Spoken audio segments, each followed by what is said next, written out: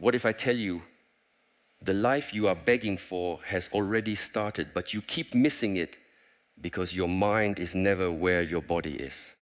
So listen carefully, because maybe your freedom is not waiting in another place, another person, another success, or another version of yourself. Maybe your freedom begins the moment you stop obeying every thought that enters your mind. What if the life you are trying so hard to fix is not the problem?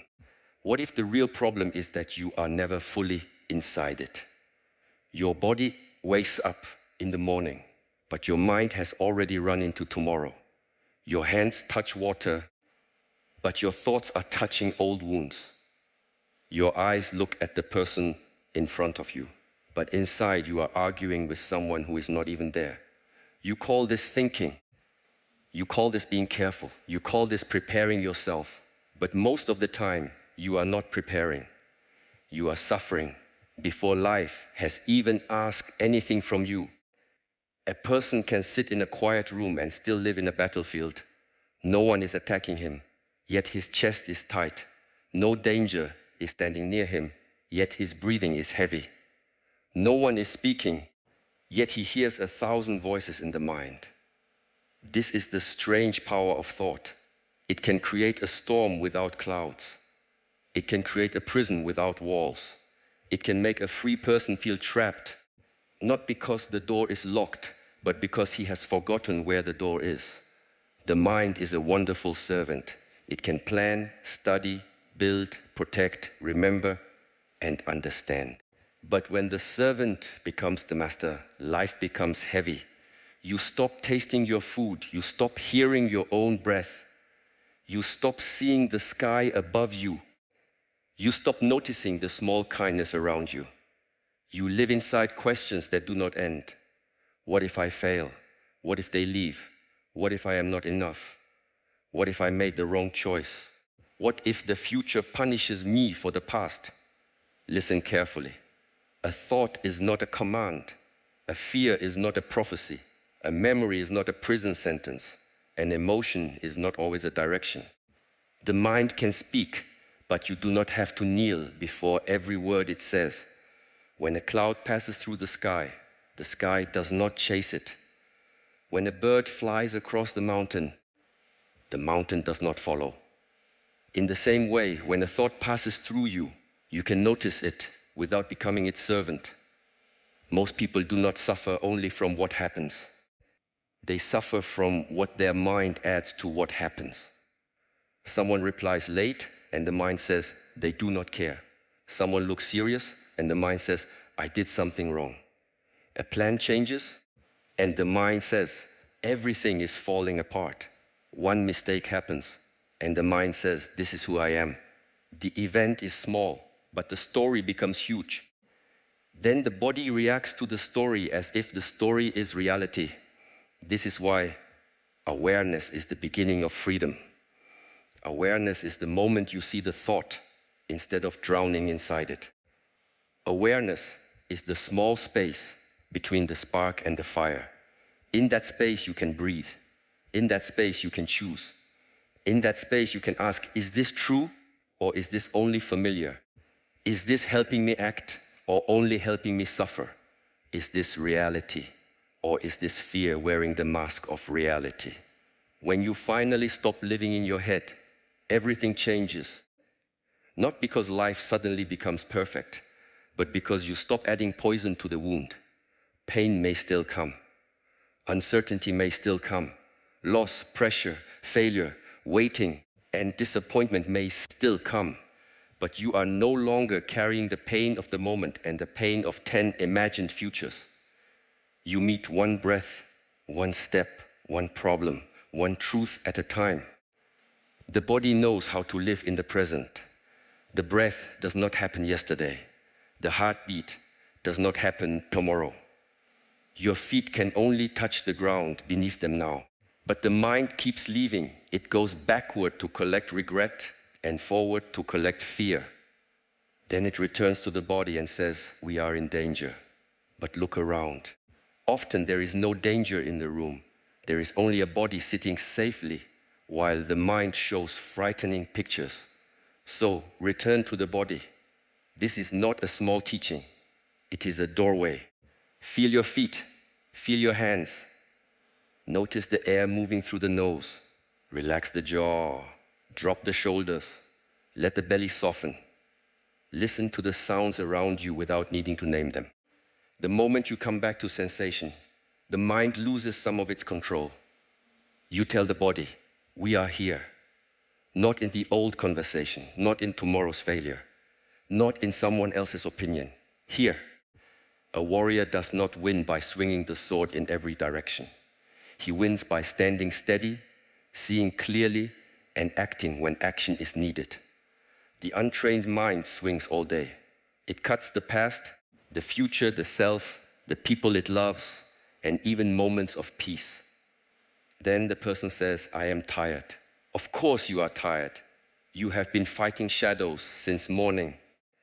Discipline is learning when to think and when to stop. It is learning when to plan and when to act. It is learning when to remember and when to release. It is learning when fear is giving useful information and when fear is only repeating an old song. Without discipline, the mind becomes a market full of noise. With discipline, the mind becomes a clean training hall. Do not try to destroy your mind. That is another form of violence. The mind is not your enemy. An untrained mind is like a young horse. If you let it run anywhere, it may throw you into the dust. But if you train it with patience, it can carry you across mountains. You train it not by hatred, but by repetition. Each time you notice you are lost in thought and return to the breath, you are training. Each time you choose action over mental chaos, you are training. Each time you pause before reacting, you are training. Many people want peace, but they continue to feed the mind noise.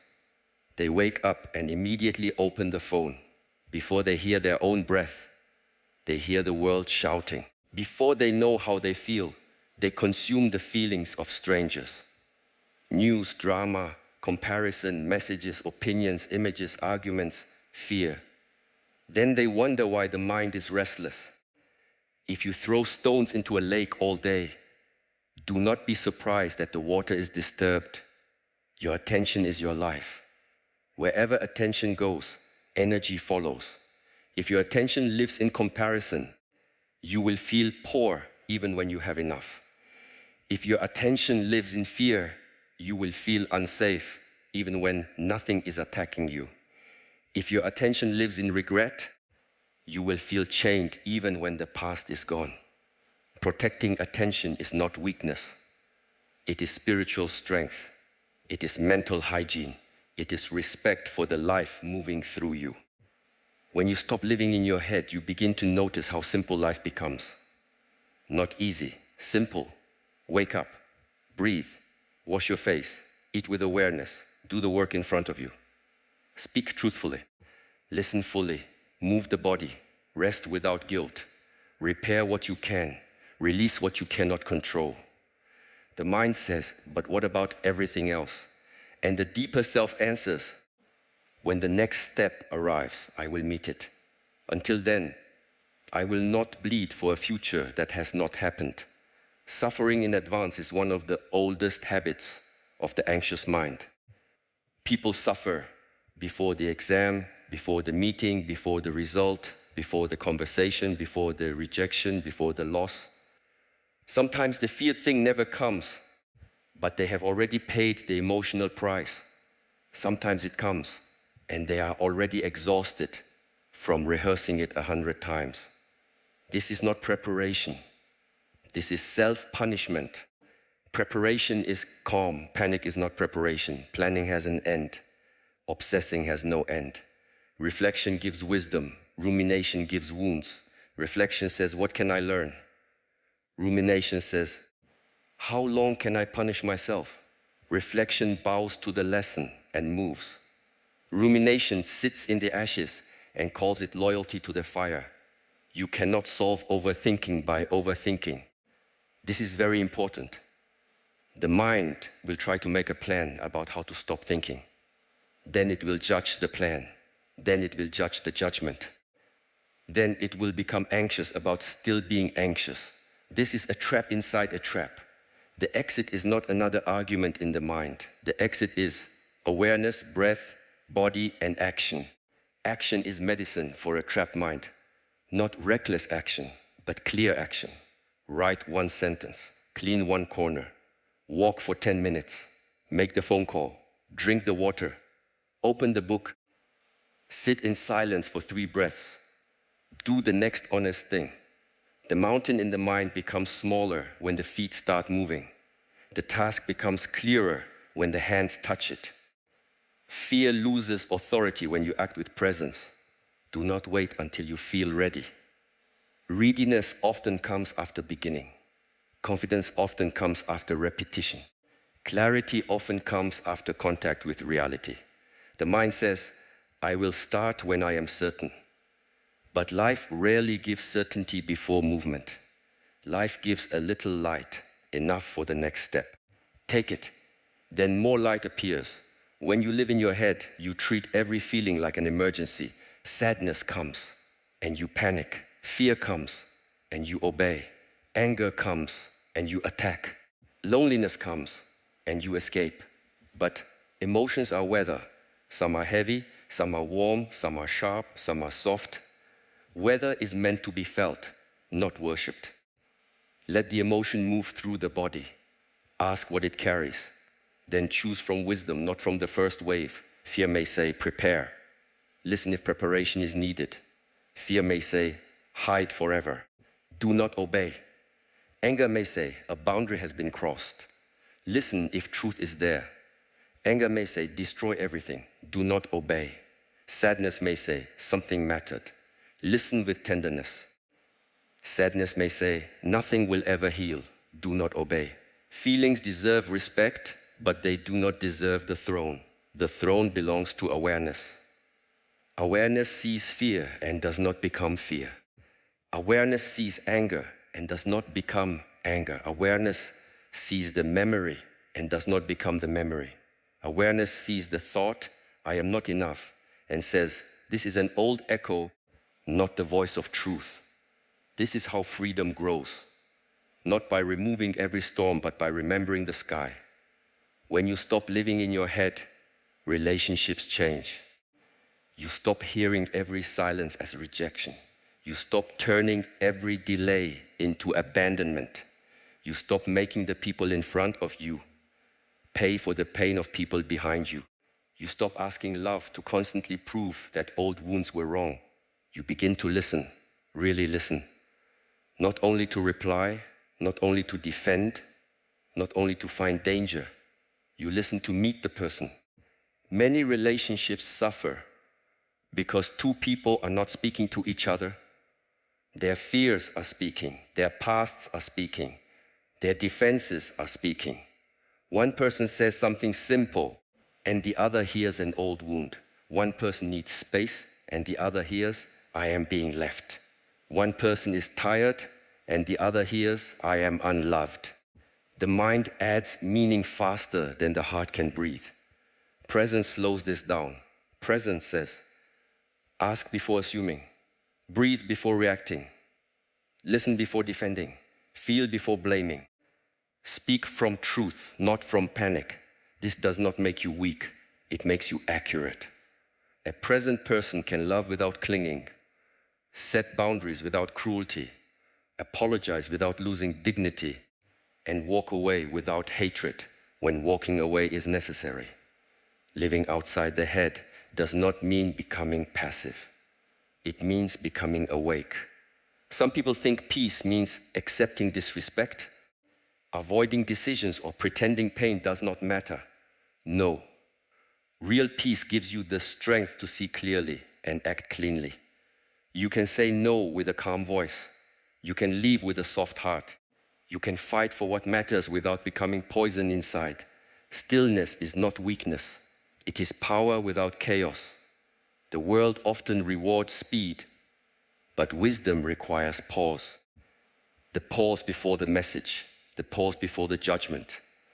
The pause before the purchase, the pause before the insult, the pause before the old habit. In that pause, you reclaim your life. Without the pause, old programming lives through you. With the pause, you become the one who chooses. Ask yourself today, who has been choosing for me? Is it fear? Is it pride? Is it loneliness? Is it the need to be approved? Is it the voice of someone who hurt me? Is it the pressure to look successful? Is it the habit of worrying, or is it my deeper wisdom? This question is a blade. It cuts through illusion. Many people say, this is my personality. But often it is not personality. It is protection that became a cage.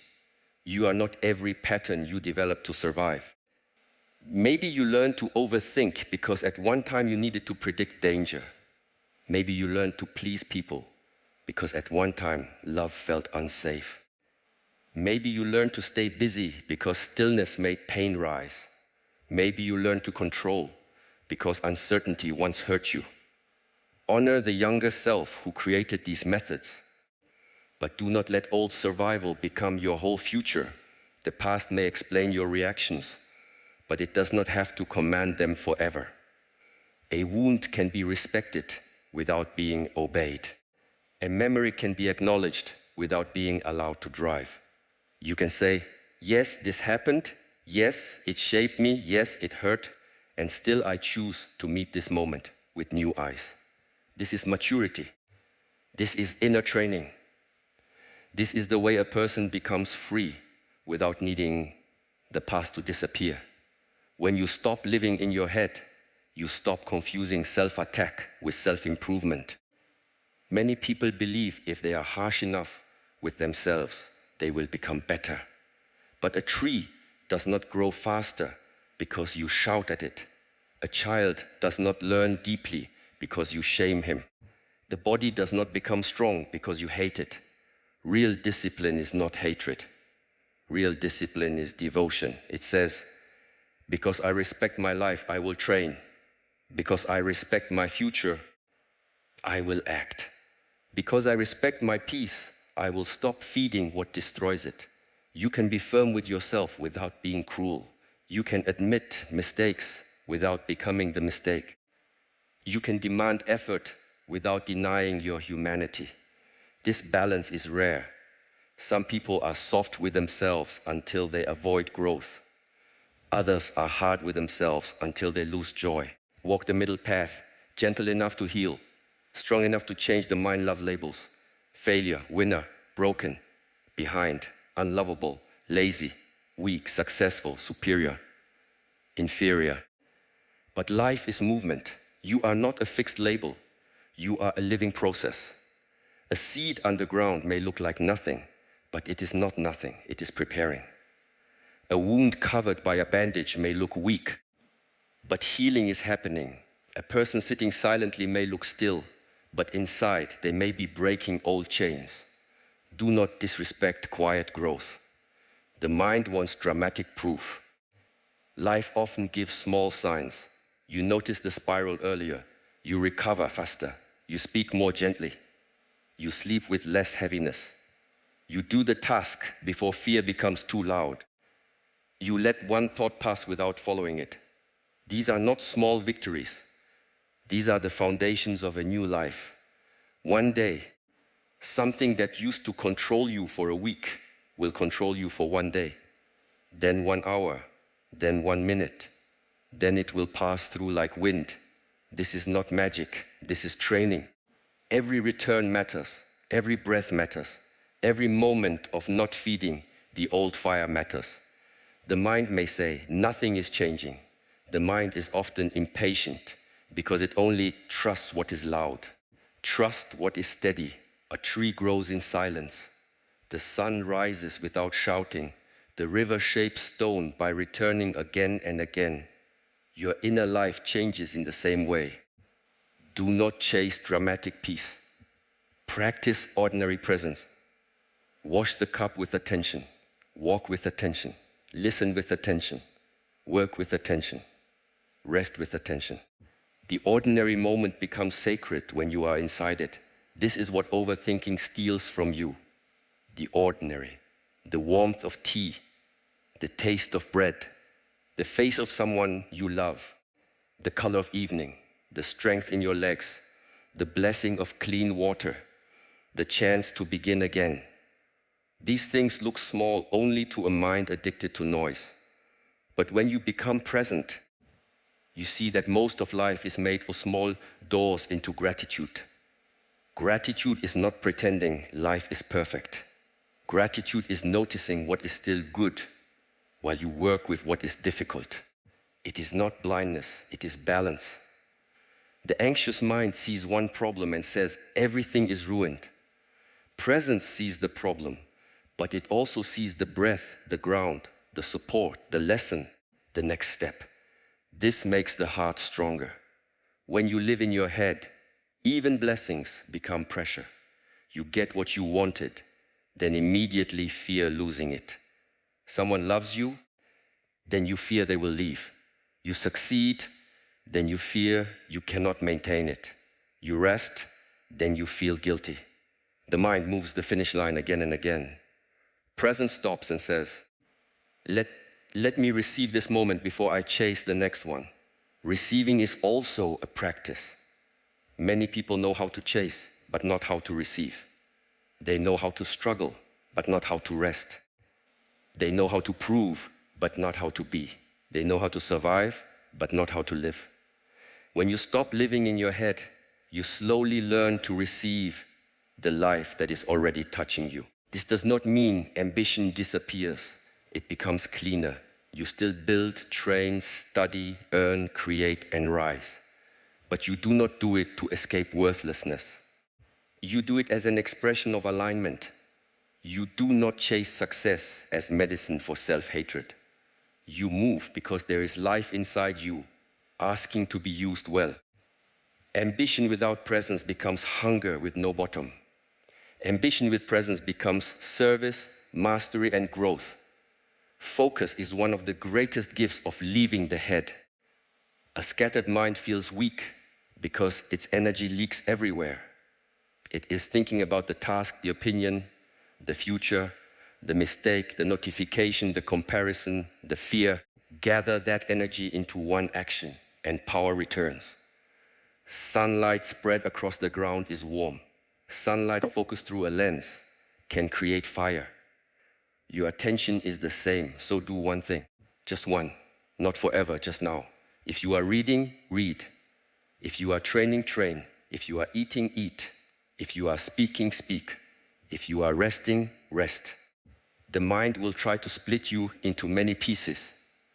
Bring yourself back into one piece. A gathered person becomes difficult to disturb. Stillness also reveals what you have been avoiding. This is why many people cannot sit quietly. The moment the phone is gone, the mind becomes loud. Memories rise. Discomfort rises. Restlessness rises. They say, I am bored. But often it is not boredom. It is the withdrawal from constant escape. It is the first meeting with the self after a long absence.